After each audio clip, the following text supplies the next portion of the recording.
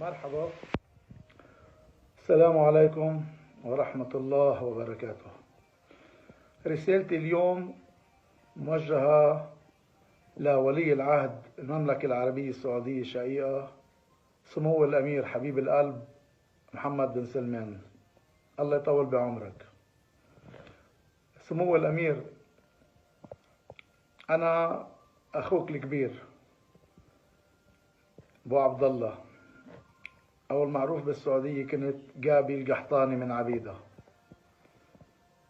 جايك برسالتي اليوم اتمنى على سموك ترحم هالشباب المسجونين من أثيوبيا اللي أهاليهم كتير مشغول بالهم عليهم، وعم توصل الصورة انهم عم بيتعذبوا الى اخره.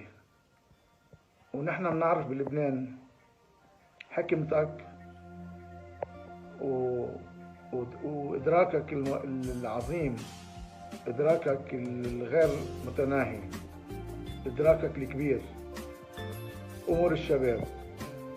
سمو الأمير، بالنيابة عن إخوتنا الأثيوبيين المحبوسين المسجونين عندك، المسجونين بالمملكة العربية السعودية، طبعا يمكن هن غلطانين أكيد وإلا ما بينسجنوا، لكن بدنا نطلب منك الرحمة والمسامحة وتعطيهم فرصة. والمسامح كريم، أنت مسامح، أنت قلبك كبير سمو الأمير، الله يطول بعمرك. أنا خيك الكبير، رسالتي كلها محبة إلك من أهاليهم وإخواتهم وقرايبهم كلهم ناطرين مبادرة صغيرة منك ترحمهم ليتوبوا لبقى يعيدوا الغلط اللي عملوه. وأنا بتمنى من سموك أنك تسمع الرسالة وتعتبرني خيك وصديقك، رغم أني ما بعرفك، بس بسمع عن حكمتك وبسمع عن قدرتك بإدارة الأمور. طبعا والله يطول بعمرك، أنا عشت بالمملكة 13 سنة وتعلمت أنه الدين معاملة والدين مسامحة، ونحن بنحبك.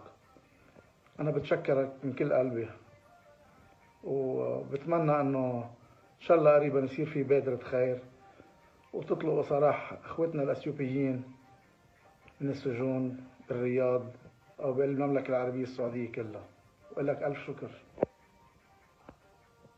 هؤلاء الشباب الذين شابوا قبل المشيب، يا أصحاب البنوك، يا أصحاب الغنى، يا من تعدون الأموال ليل نهار، يا حكامنا، ارحموا من في الأرض يرحمكم من في السماء، ارحموا من يموتون الآن غرقا في مراكب الموت يرحمكم من في السماء، ارحموا من يموتون الآن في الغابات وهم يهاجرون بحثا عن لقمة عيش يرسلوها إلى أمهاتهم في بلادهم، أو يرسلوها مصروف لأطفالهم الصغار. ارحموهم كي يرحمكم من في السماء. ارحموا من ضرت بهم الفتن ليل نهار وهم يرون الفتن أمام أعينهم ويقبضون على دينهم كما يقبض المرء على الجمر. ارحموهم. بن واحد فيما بينك وبين العباد، وهذا النوع القبيح من الظلم هو أسوأ من الذي سبق النوع الثاني، وذلك لأن هذا النوع مرتبط بالناس، فإذا صفح مظلوم عن ظالمه فقد نجا، وأما إذا لم يكن الأمر كذلك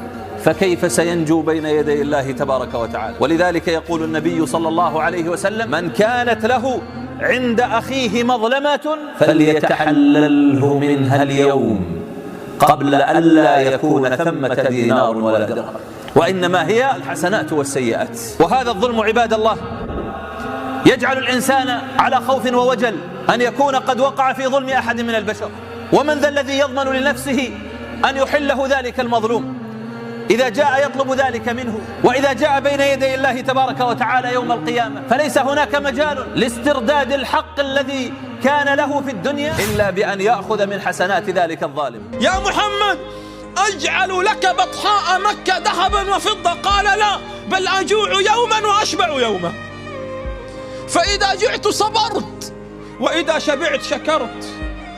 علم الحبيب صلى الله عليه وسلم أن هذه الدنيا لا تدوم لحي، علم النبي صلى الله عليه وسلم أن هذه الدنيا ستمضي وأننا كلنا سنرحل عن هذه الحياة.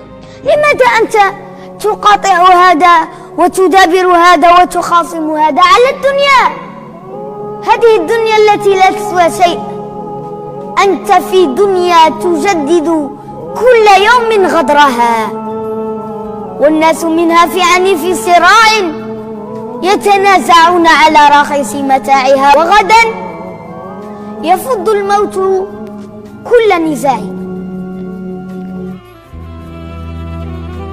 إن الغني إذا تكلم كاذبا قالوا صدقت وما نطقت محالا، أما الفقير إذا تكلم صادقا قالوا كذبت وأبطلوا ما قال. إن الدراهم في المواطن كلها تكسي الرجال مهابة وجمالا، فهي اللسان لمن أراد فصاحة وهي السلاح لمن أراد قتالا.